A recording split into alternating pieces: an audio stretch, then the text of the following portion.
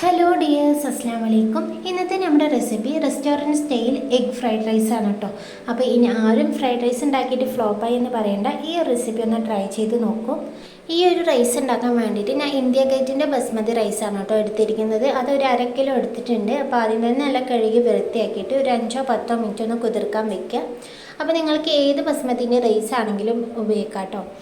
ഇനി നമുക്ക് ഈ അരി ഒന്ന് വേവിച്ച് ഊറ്റിയെടുക്കേണ്ടതാണ്. അപ്പോൾ അതിനായിട്ട് ആവശ്യത്തിന് വെള്ളം കൂടി ഒഴിച്ചു കൊടുക്കാം. ഇനി അതിലേക്ക് ഒരു 2 പട്ടി, 4 ഗ്രാമ്പു, 4 ഏലയ്ക്കും, 1 ടേബിൾ സ്പൂൺ ഓയിലും അത്യാവശ്യം ഉപ്പും കൂടി ചേർത്ത് ഒന്ന് മൂടി വെച്ച് കൊടുക്കാം കേട്ടോ. ഇനി വെള്ളം ഒന്ന് തിളച്ച് വരുന്ന സമയത്ത് നമ്മൾ കഴുകിയെടുത്ത അരിയും കൂടി അതിലേക്ക് ചേർത്ത് കൊടുക്കാം.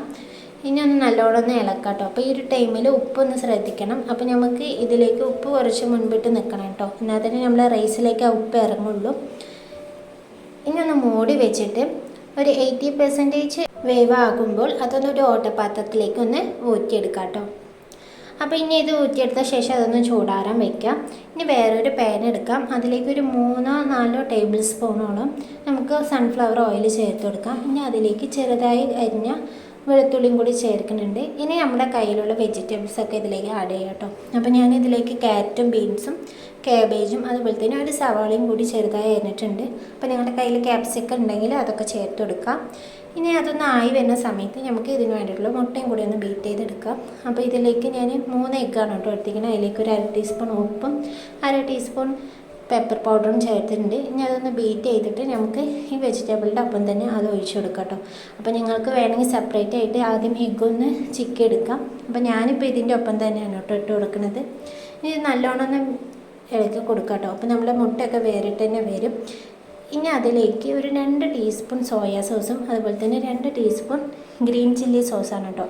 അതും 1/2 ടീസ്പൂൺ പഞ്ചസാരയില്ല അതും കൂടി ചേർത്ത് നല്ലോണം ഒന്ന് മിക്സാക്കി കൊടുക്കാം കേട്ടോ. ഇനി ഇതിലേക്ക് നമ്മൾ വേവിച്ച് ചൂടാറാൻ വെച്ച ആ റൈസും കൂടി ഒന്ന് ചേർത്ത് കൊടുക്കാം. അപ്പോൾ മിക്ക പേർക്കും ഈ ഒരു ടൈമിലാണല്ലേ ഫ്രൈഡ് റൈസ് ഫ്ലോപ്പ് ആവുന്നത്. എന്നാൽ നിങ്ങൾ ഈ ഒരു കാര്യം ശ്രദ്ധിച്ചാൽ മതി കേട്ടോ. അപ്പോൾ അരി ഇട്ട ശേഷം ഒരിക്കലും നിങ്ങൾ കയ്യിലും കൊണ്ട് ഇതേ കുത്തി ഇളക്കാൻ പാടില്ല കേട്ടോ. ഇതുപോലെ തന്നെ താഴോട്ടൊന്ന് റൈസ് എടുത്തിട്ട് ഇതേപോലെ മേലേക്കൊന്ന് വിതറി കൊടുത്താൽ മതി. എന്നാൽ നമ്മളെ റൈസ് പൊട്ടും ചെയ്യില്ല, അതുപോലെ കുഴയും ചെയ്യൂല. നല്ല പെർഫെക്റ്റ് ആയിട്ട് തന്നെ നമ്മളെ റൈസ് കിട്ടും കേട്ടോ. ഇനി കുറച്ച് മല്ലിയിലയും കൂടി ഒന്ന് ചേർത്ത് കൊടുക്കാം. അപ്പോൾ നിങ്ങളുടെ കയ്യിൽ സ്പ്രിംഗ് ഒനിയൻ ഉണ്ടെങ്കിൽ അത് ചേർക്കാൻ നോക്കാം കേട്ടോ. ഒന്നും കൂടി ടേസ്റ്റ് അതാണ്. അപ്പോൾ അത് എൻ്റെ കയ്യിൽ ഇല്ലാത്തതുകൊണ്ടാണ് കേട്ടോ ഞാൻ മല്ലിയില ചേർത്ത് കൊടുക്കുന്നത്. ഇനി ഒരു 1/2 ടീസ്പൂൺ കുരുമുളക് പൊടി ഒന്ന് ചേർത്ത് കൊടുത്തിട്ട് ഒന്ന് ഇളക്കി കൊടുക്കാം. അപ്പോൾ നമ്മുടെ ഈ restaurant style egg fried rice ഇപ്പോൾ റെഡി ആയിട്ടുണ്ട് കേട്ടോ. അപ്പോൾ ഇതുണ്ടാക്കാൻ നല്ല ഈസിയാണ് കേട്ടോ. നമുക്ക് ഇനി കുട്ടികൾക്കൊക്കെ ലഞ്ച് ബോക്സ് ആക്കി കൊടുക്കുകയാണെങ്കിൽ തലേദിവസം രാത്രി തന്നെ റൈസ് ഒന്ന് വേവിച്ചെടുത്തിട്ട് ഫ്രിഡ്ജിലാക്കി വെച്ചാൽ മതി. പിന്നെ നമുക്ക് രാവിലേക്ക് ഉണ്ടാക്കാൻ നല്ല എളുപ്പമാണ്.